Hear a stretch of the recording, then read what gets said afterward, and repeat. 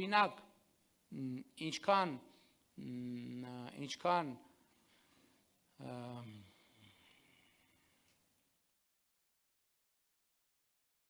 Ադրբեջանում օրինակ հնչում է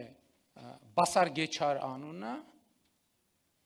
այնքան Հայաստանում հնչում է Արցախ անունը կամ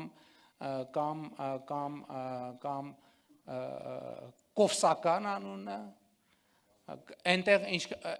եւ այլն, եւ այնտեղ ինչքան հնչում է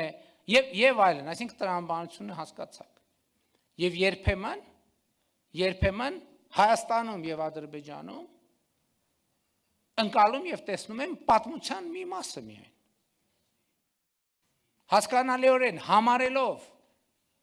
որ պատմության այն մասը, որը բխում է այնտեղից լեգիտիմ է, այսինքն ամեն կողմը պատմության այն մասը, որը բխում է այնից լեգիտիմ է, որը բխում է մյուս կողմից լեգիտիմ չէ։